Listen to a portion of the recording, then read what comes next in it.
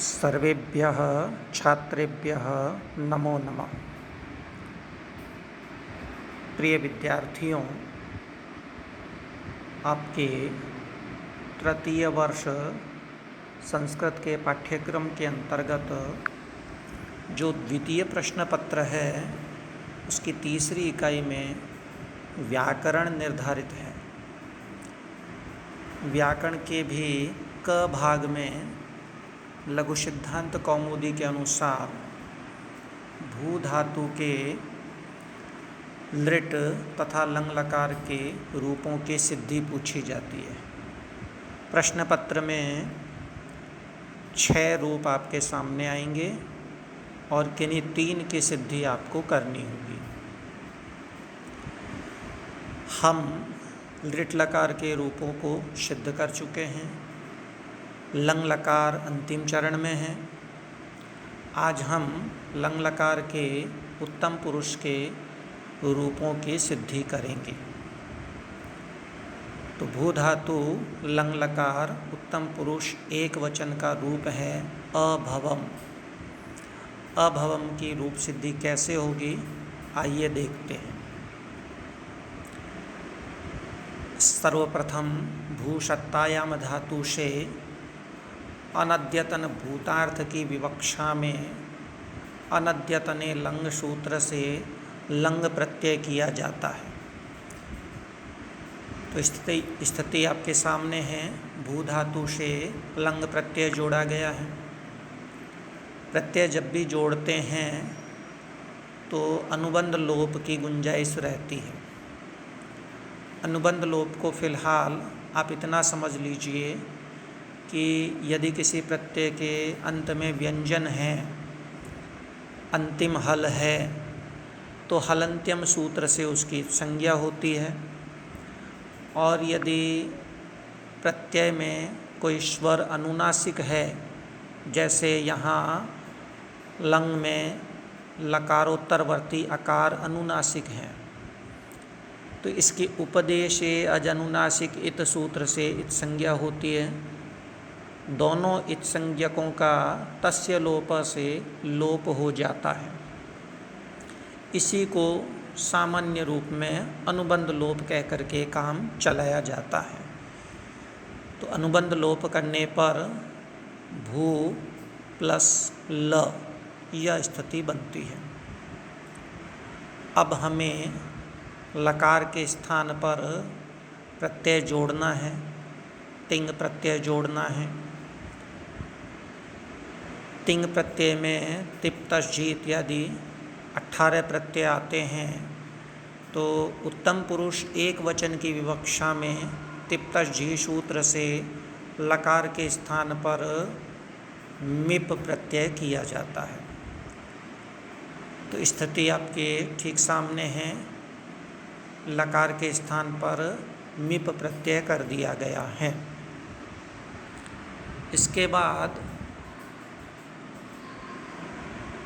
Lung लकार चूँकि ङित लकार है और ङित लकारों में तस थस थ मिपाम तान तन तामह इस सूत्र से मिप को अम आदेश कर दिया जाता है। यह अम आदेश आपको रूप सिद्धि में दिखाई दे रहा होगा। अभवम यहाँ पर तो भू प्लस अम शेष रहा। इसके बाद वही सामान्य प्रक्रिया शप गुण और अवादेश की। शप कर्तरी शप से आता है। शप का अनुबंध लोप करने पर अशेष रह जाता है। भू अ तथा अम। गुण करने के लिए सार्वधातुकार धातुकयोः से गुण किया जाता है। इस सूत्र के अनुसार चाहे सार्वधातुक प्रत्यय हो या आर्धधातुक प्रत्यय सामने हो, धातु को यानी इगंत अंग को गुण कर दिया जाता है। या इगंत अंग भू है, उसे गुण करने पर ऊ को गुण ओ किया जाता है, अतः ऊ को ओ गुण करने पर भो यह रूप सामने आता है। भो शप का अ बचा हुआ है और उसके बाद है मिप के स्थान पर हुआ अम। शप गुण अवादेश की प्रक्रिया में तीसरी प्रक्रिया अवादेश की है। अवादेश यानी एचो यवायावह संधि सूत्र से ओ के स्थान पर अव आदेश करना। यहाँ भकारोत्तरवर्ती ओकार के स्थान पर अव आदेश करने पर भव यह रूप बनता है। तो भव अ अम, इस स्थिति में अ के बाद अ आया है। अपदांत में अ के बाद अ आने पर यानी गुण आने पर अतो गुणे से पररूप कर दिया जाता है। पररूप यानी अ बाद वाले अ में मिल जाता है।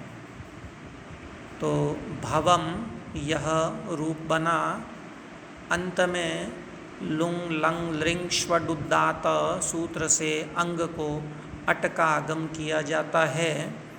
अट का अशेष रहता है और अ जोड़ने पर अट जोड़ने पर अभवम यह रूप सिद्ध होता है।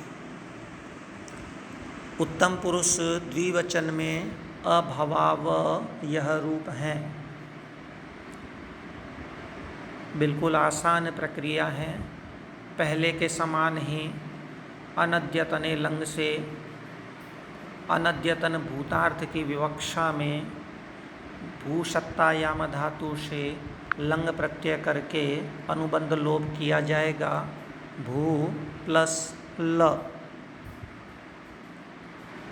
अब लकार के स्थान पर उत्तम पुरुष द्विवचन की विवक्षा में तिप्तश झी सूत्र से वस प्रत्यय होता है। भू प्लस वस। वही शप गुण और अवादेश की प्रक्रिया करने पर शप यानी कर्तरी शप से शप अशेष रहता है। भू अ वस। गुण यानी सार्वधातु कार धातु को योग से गुण करने पर भो अ वस। और एचो यवायाव से अवादेश करने पर भव अ वस। भव प्लस वस। अतो दीर्घो यहीं से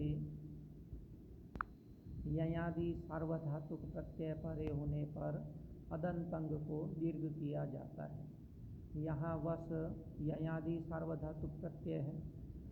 वस और मस ये दोनों ययादि सार्वधातुक प्रत्यय हैं। यहाँ वस सामने है इसलिए अदंत अंग भव को दीर्घ करने पर भवा भवा वस। लुंग लंग लिंग स्वडुदात सूत्र से अंग को अट का आगम करने पर अभवावस। और अंत में नित्यम नित के सूत्र से नित लकार के उत्तम पुरुष के सकार का लोप करने पर अभवाव यह रूप सिद्ध होता है। उत्तम पुरुष बहुवचन का रूप है अभवाम। इसे आप स्वयं सिद्ध करें। अभवाव और अभवाम की प्रक्रिया में अंतर इतना ही है कि अभवाव में हमने वस प्रत्यय लगाया था और अभवाम जिसे आप सिद्ध करने जाएंगे वहाँ मस प्रत्यय जोड़ेंगे। शेष प्रक्रिया पहले के समान रहेगी। तो इसे स्वयं पूरा करें।